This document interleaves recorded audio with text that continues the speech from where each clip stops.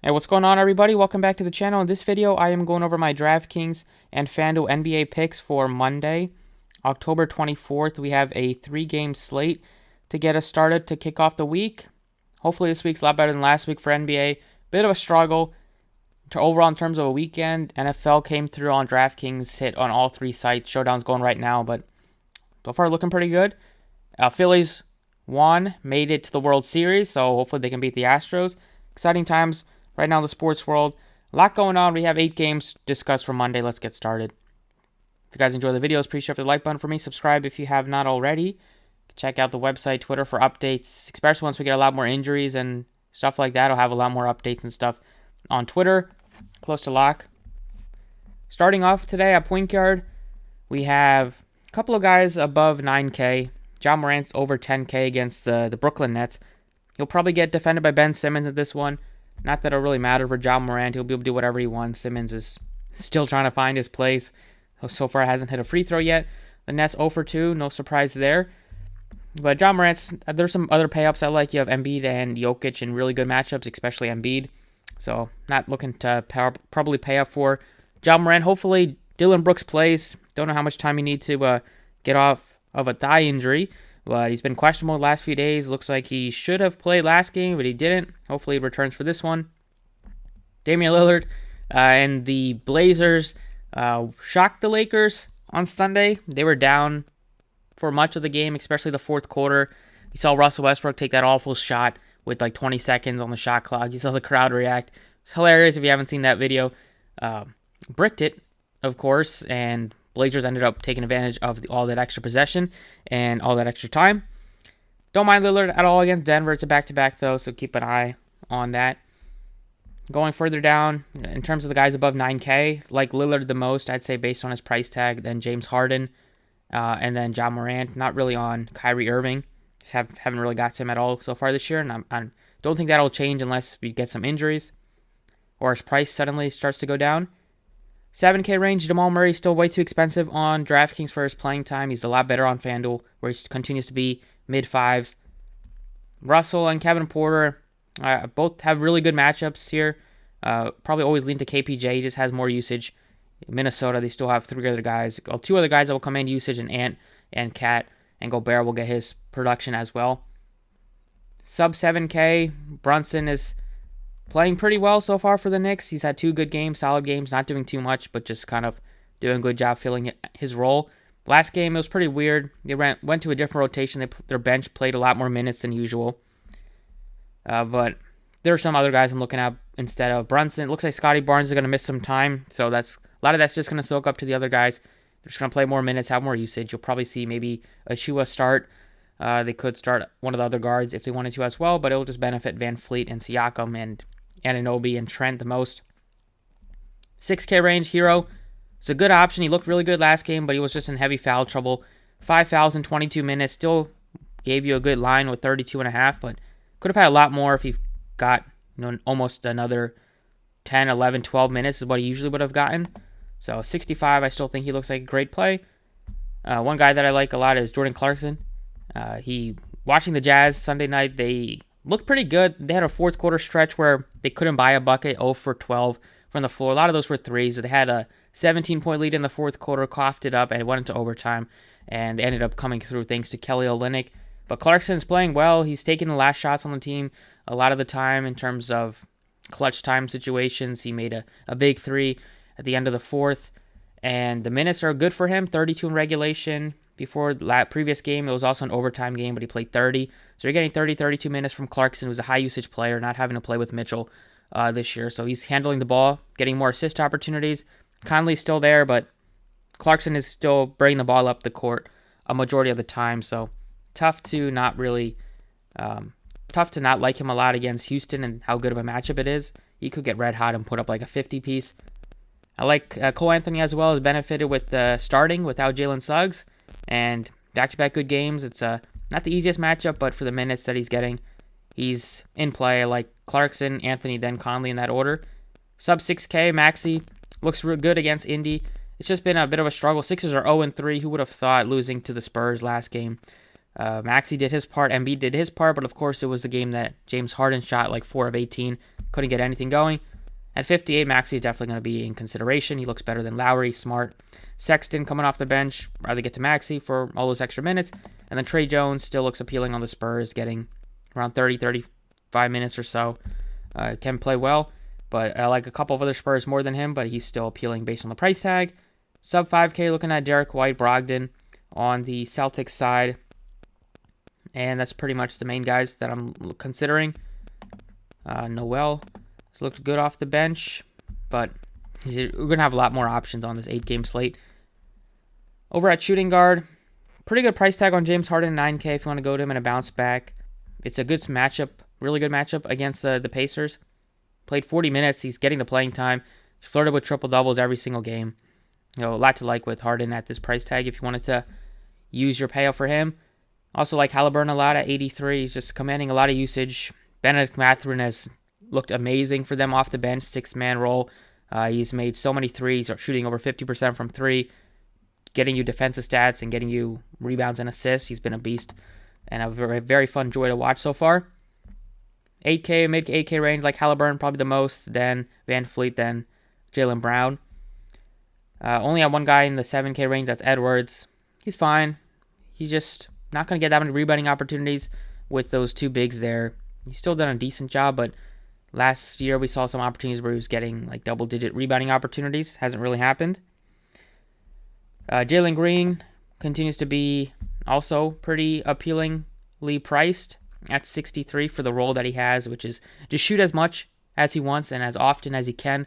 He's taken 60 shots in the first 3 games, making a decent amount of them, 26 of them.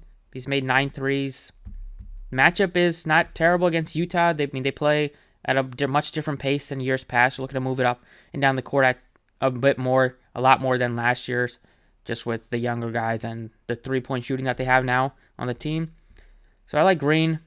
Mathurin for tournaments looks pretty solid as well, just coming off the bench, but he's still getting good minutes.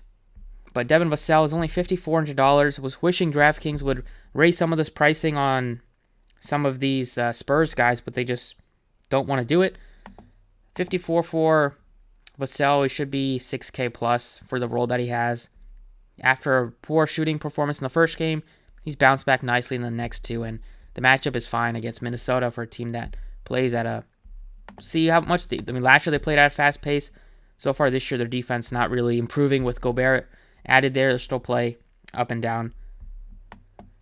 Over at small forward, pay up is Kevin Durant at 10-2, but I like the centers more.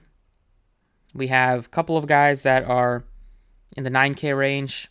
I like Tatum more than DeRozan with Levine and Vooch there. Not looking to get to RJ Barrett. Scotty Barnes is going to miss some time. Not interested in Ben Simmons at all. I like OG a little bit at 64, but one guy that's been amazing and very fun to watch has been Lauri Markkanen from the Jazz side. He was on fire for much of the game. He cooled off a bit in the second half, but still put up 56 fantasy points. He's just looks playing with so much confidence and just looks really, really, really, really impressive. Getting you double-digit rebounds the last 2 games, playing mid-30s in minutes. He played 39 in back-to-back overtimes, but still looking at 34 in regulation. The price tag is cheap for the role that he has in the matchup. Couldn't be better against Houston. Other picks at small forward would be going to like a Michael Porter Jr. at 6K. He looks really appealing. We have Tobias, looks fine as well at 58. But then you also have Josh Hart at 56, who had 16 rebounds, only 5 shot attempts, but 16 boards. He's going to get you some defensive stats and play good minutes and big minutes as well. So just a lot to like with the mid-range at small forward with those guys. Looking over at power forward, once again, the pay-up's not really that enticing to me. I'd rather go with the mid-range option and look to pay up at center if I can, or some of these like a guard position. Tobias looks decent at 58. Kelly Olynyk had the game winner. He looks pretty good as well, playing good minutes, and he's been shooting a 3 really well. He's not going to shoot 75% from 3 all season. I can say that with pretty good confidence, but he's hot right now. He's a good price tag. Don't mind him at all. Vanderbilt also at 47. He was in some foul trouble in the game, but he's been good getting doing a good job rebounding and defensive stats. Always tends to be in foul trouble but when he's out there, he's producing. So at 47 against Houston, definitely somebody to keep an eye on. Same thing with Isaiah Jackson at 45 if he starts again, but different matchup against the Sixers. You could get into foul trouble, depending on who they want defending Embiid, whether him or Jalen Smith. I might move Markkanen over to power forward and use the small forward spot on like Michael Porter Jr. at 6K for the minutes that he plays. And he was just in some foul trouble. It was also a back-to-back, which wasn't really used to playing. But he's also been shooting really well all games over 50%. He says he wants to be the best shooter in the NBA, or he can be the best shooter in the NBA. So we'll see him try to make that happen. Put in Markkanen at power forward now. At center, once again, you're picking between Jokic and Embiid. I would lean to Jokic just for 400 more, although Embiid also does have a great matchup. I'm just going to probably fade these Minnesota centers. Just very tough to pick one unless one of them happens to miss some time.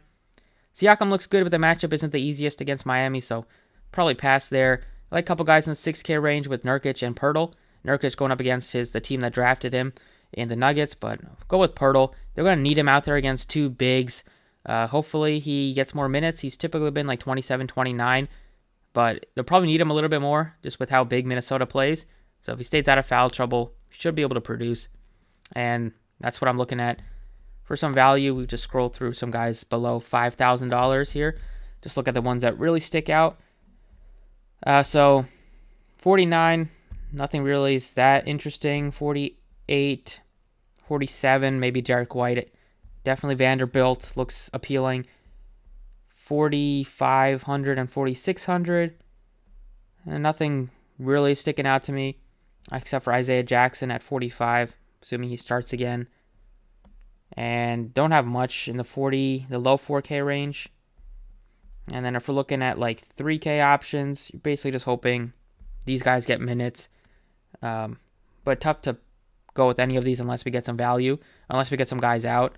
Like we have 8 games, you're probably going to get some news throughout the day. So not going to harp on that too much. But we have a bunch of good mid-range options in the 5 and 6K range. Is super loaded. Even Sengun, even though coming off the bench, but he should be productive against Utah with still Fernando out. Like Sengun, Hart, they look really appealing. Tobias, Maxey, both guys are pretty appealingly priced. Claxton has done great for the Nets first couple of games. Tough matchup against Adams, though. And yeah, that's it for DraftKings. Let me know if you guys have any questions. Put them in the comments, and let's quickly go through FanDuel. All right, on FanDuel, I'm liking some of the same guys that I liked on DraftKings. So point guard picks, John Morant and Harden are both above 10K. So I'll probably both are enticing. I think Harden definitely has a better matchup. Might lean Harden, but I probably won't get to either one of those guys. Like the 8K range, better with Halliburton at 85, with Lillard at 88. 7K range is pretty strong with Van Fleet at 73, KPJ at 72. 6K range, you have Maxey with like Jordan Clarkson once again. I like him at the point guard position. Cole Anthony, role that he has. Jamal Murray's only 55. He got up to 27 minutes last game. So mid-range at point guard on FanDuel looks pretty appealing.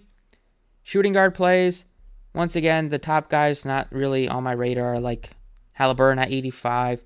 You have Hero, looks great. Maxey, Jalen Green, Cole Anthony, Josh Hart. Lots of good options, but Devin Vassell at 58. He's only shooting guard eligible, so you have to play him here. But I definitely think you probably want to try to get to him against Minnesota. And then even further down, you have Benedict Mathurin's only 54. Murray's only 55. So lots of good options, once again, in the 5 to 6K range. Small forward. Top end, not that enticing right now. Markkanen is priced where he should be on FanDuel at 76. Even you can take stabs at him if you wanted to. Just been on fire and rebounding at a great clip, and the matchup couldn't get better. Value-wise, like Josh Hart at 59, but Michael Porter Jr. is only 58. He's going to stick out the most. Other picks would be possibly going to maybe like a Buddy Hield. And then we're going to have to keep an eye on the potential return of Dylan Brooks, which will impact John Conchar and those guys there, and like Aldama. Power forward, Tatum is more expensive than Durant. I lean Durant over Tatum, but I have no problems with Tatum. He's done great. 85 for Cat looks pretty appealing, but probably not as appealing as 79 for Julius Randle. Keldon Johnson is 73, so he's not that enticing to me, but he's going to get usage, probably be a safe 35 to 45 every night. Vanderbilt 6K, so much rather take stabs on him on DraftKings at 47. We have a couple of guys below 5K that look appealing. First guy is Kelly Olynyk, starting center, getting you 3-point shots, getting you some defensive stats, getting you some rebounding a little bit. Not that much. Want some more there. Can definitely do a little bit better than 3 rebounds last 2 games for the minutes that he's playing. But he's definitely a guy that I'm looking at 48 on FanDuel for sure. And then Isaiah Jackson at 46 and Sengun at 55. Those guys are really sticking out. And then last but not least, center, we're going to be able to pay up for a guy with all these value picks. Go with Jokic here. Don't mind Embiid for 900 less, but Jokic always typically will reign supreme for me. And then 6K range, I like Jakob Poeltl, so I'll probably end up going with the top guy in Jokic or going with the value pick in Jakob Poeltl. And that's pretty much it. You can maybe throw Sengun here. You could even throw Kelly Olynyk at center, but typically if I can get those guys at power forward, I will play them there instead. But that's what I like. It's probably going to be a fun 8-gamer. Hope you can have success and win some money on this one. Thank you for watching. Best of luck, and I'll catch you all next time.